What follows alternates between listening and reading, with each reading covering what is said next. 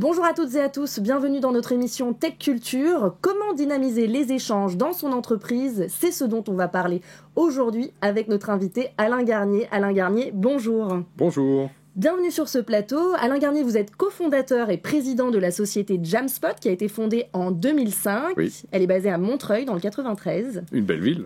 Une très belle ville. Alors vous êtes également président de l'association Eiffel Power, Entreprendre en France pour l'édition logicielle, qui œuvre pour la reconnaissance du savoir-faire des éditeurs de logiciels français. Alors Jamspot, c'est une solution collaborative française sécurisée, mais qu'est-ce qu'elle permet ? Alors déjà, il faut revenir à notre mission, avant de parler de notre solution. La mission de Jamspot, c'est faire réussir le collectif. Aujourd'hui, on est tous dans le digital, de plus en plus, et il faut tout simplement synchroniser, aligner les équipes, faire en sorte que ça fonctionne bien. Et pour ça, il faut de la collaboration et de la communication, travailler ensemble, et puis dire aussi là où on va, dire ce qui se passe. Et donc c'est ça, la collaboration et la communication. Et nous, c'est ce qu'on fait avec nos solutions. On travaille ces deux dimensions, ces deux piliers essentiels du rapport humain dans l'entreprise. D'accord. Et quels sont les produits que vous proposez ? Alors, on a deux produits phares. Le premier, c'est donc, il s'appelle Open Agora, qui est un réseau social de l'entreprise. La logique, c'est tout ce qui est collaboration. Comment est-ce qu'on fait pour casser les silos, pour travailler justement sur des process transversaux ? Parce que nous, on s'adresse plutôt aux entreprises de taille intermédiaire, pas les TPE d'une personne, où là, c'est pas compliqué de collaborer avec soi-même, mais dès qu'on est à plus de 50, 100 et puis au-delà, 1000, 10 000, 100 000, eh ben, en fait, il faut faire des liens entre des différents endroits de l'entreprise. Et ça, c'est ce que fait justement le réseau social de l'entreprise, les process, les personnes et le travail. Et le deuxième produit, c'est celui qui s'appelle Smart Place. Et donc là, c'est plutôt la Digital Workplace, c'est le terme américain, pour dire en fait, quand j'arrive le matin, qu'est-ce que j'ai sur mon poste de travail. Et c'est ce qu'on appelait avant l'intranet collaboratif, et qui permet tout simplement de dire ce qu'est l'entreprise, ce qu'elle fait, si vous avez une problématique RH, qu'est-ce que vous devez faire, quels sont les outils selon dans quel métier vous êtes. Et donc ça permet de structurer pour les boîtes, et c'est l'outil qu'on propose. Alors il y a un autre produit qui vient tout juste d'être lancé, il s'appelle Collab Next. C'est un produit, c'est une suite bureautique qui est née après avoir remporté un appel d'offres dans le cadre du Plan France 2030. Est-ce que vous pouvez nous en dire plus sur ce produit ? En fait, c'est un produit qui rajoute la dimension bureautique en ligne à tout ce que je vous ai raconté. Il faut voir que historiquement, la bureautique, elle est beaucoup trustée par un acteur qui s'appelle Microsoft, qui a aujourd'hui quasiment 80-90% du marché. Simplement, c'est qu'on a des problématiques de souveraineté numérique aujourd'hui qui viennent. Et puis surtout, c'est que ce produit, il permet d'apporter une autre approche que celle, effectivement, de notre ami américain.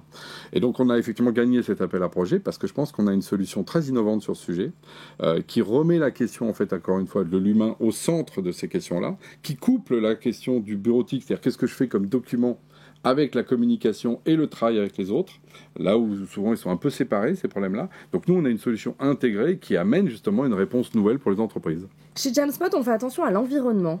Oui. Alors comment allier numérique et écologie finalement ?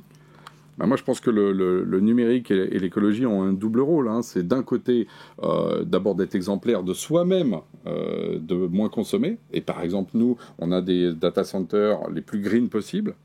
Voilà. Et on fait attention à ne pas, par exemple, dupliquer l'information au maximum. Il faut justement diminuer notre empreinte, nous, en tant qu'opérateurs. Voilà. Puis la deuxième chose, c'est que nos outils, comme on est au cœur de la collaboration et de la communication, on peut aider les gens à avoir des meilleurs comportements. Et par exemple, quand on les incite à plutôt partager dans un réseau social plutôt que d'envoyer des mails, on fait des gains énormes en fait en termes de... C'est des grammes pour chaque mail qu'on gagne de carbone. Mais mine de rien, quand on prend des sociétés avec plusieurs centaines de milliers de personnes, avec les dizaines de mails qui s'envoient par jour, on fait le calcul sur une année, ça devient colossal. Donc c'est ce deuxième chose, c'est ce qu'on dit tech for good. C'est-à-dire que la tech sert aussi, et là-dedans on rajoute des petites choses qui font que tout simplement, nos clients deviennent plus vertueux. Parce que je pense que ça, c'est un intérêt commun de tous d'aller dans cette direction. Tout à fait, des initiatives essentielles. On passe à la question sans filtre. Alors, comment vous pouvez espérer gagner contre un géant comme Microsoft ? Ça, c'est une question... déjà, on est d'accord, c'est le numéro 1 mondial aujourd'hui, voilà. Et déjà, on aime beaucoup David contre Goliath. C'est une belle histoire mythologique de notre culture européenne. Voilà. Et on sait qu'à un moment donné, on peut gagner. Voilà. La deuxième chose, c'est que tous les géants, à un moment donné, ils sont obligés de faire attention à ce qui se passe tous les jours, parce qu'effectivement, ça bouge vite.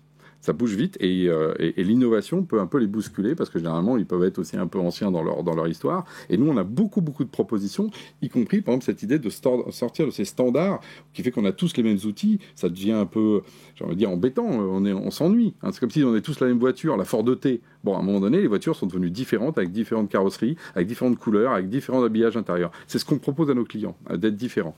Et puis après, je dirais aussi, il y a des fois des gens qui me disent oui, mais voilà, Microsoft quand même, quand tu vois la taille qu'ils font, etc. Ouais, mais ils ont été créés en 78. Ils vont avoir 50 ans. Nous, on a à peine 15 ans. Quand on prend un adolescent par rapport à quelqu'un qui a plus de 55 ans, nous, on a toute notre carrière devant nous. Eh bien, je vous souhaite une belle carrière en tout cas. Merci. Merci Alain Garnier pour cet échange. Merci beaucoup. Merci à tous de nous avoir suivis dans cette émission Tech Culture. On se retrouve très prochainement.